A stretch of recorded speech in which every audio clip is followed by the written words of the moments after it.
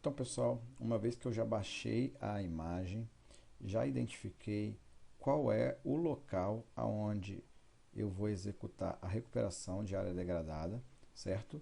Eu vou ter que criar um arquivo e desenhar os limites da área que eu vou recuperar. No meu caso aqui, eu estou supondo que a minha área a ser recuperada é essa daqui, certo?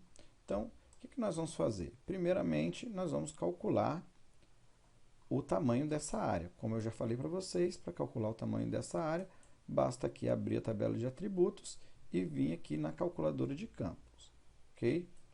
Mas o mais interessante daqui é perceber que nós precisamos também de identificar algumas coisas no nosso mapa de localização.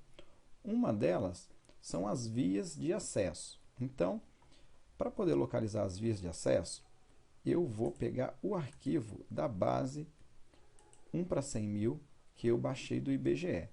Nesse arquivo aqui, que é um GeoPackage, eu vou ter uma série de dados, uma série de camadas, certo? Todas as camadas que estão com esse nome TRA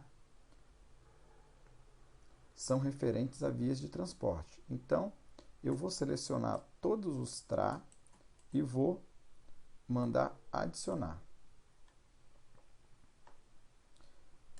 Foram adicionados aqui várias camadas. Eu vou tirar a imagem de cima. Então, eu já consigo ver que uma das camadas está aqui pertinho. Nesse caso aqui, a camada que está aqui é o TRA trecho rodoviário. Na prática, para toda a zona rural do estado, a gente vai usar somente essa camada, mas eu vou deixar todas aqui por enquanto, tá certo? Então, vou voltar com a minha imagem aqui, rapidinho, e agora vou vir aqui e vou adicionar trechos de hidrografia. Todo mundo que tem ID na frente é referente à hidrografia. Eu vou, mais uma vez, selecionar todos de hidrografia e vou mandar adicionar. Então, se eu tirar a minha imagem aqui mais uma vez, eu vou ver que eu tenho alguns cursos d'água passando aqui perto. Essas informações aqui eu vou usar no meu mapa de localização, tá certo? Nesse caso aqui, o que vai ser referente ao trecho de hidrografia vai ser esse ID trecho drenagem, tá certo? Então, vão ser basicamente essas camadas aqui que eu vou usar. Então, aqui a gente concluiu o nosso primeiro passo. O segundo passo vai ser inserir também aqui informações referentes ao uso do solo, que ele pede também na instrução normativa do IEMA. Então, eu baixei aquele dado de uso e cobertura do solo lá do GeoBases e eu vou mandar também acrescentar ele aqui. Observa que toda essa área aqui está pintada da mesma cor, porém, cada parte dessa daqui diz uma coisa. Por exemplo, essa aqui é cultivo café, essa aqui é uma classe de outros que mistura uma série de coisas. Aqui eu tenho uma classe de brejo, aqui de pastagem e assim por diante. Se eu quiser classificar isso daqui, vocês já sabem como a gente pode fazer. Só vir em propriedades, simbologia e vir na seleção aqui categorizado e escolher qual é o tipo, qual é a coluna que eu vou usar. Nesse caso aqui, eu vou usar a coluna classe e vou mandar classificar. Então, ele já colocou aqui todas as classes que estão disponíveis nesse arquivo.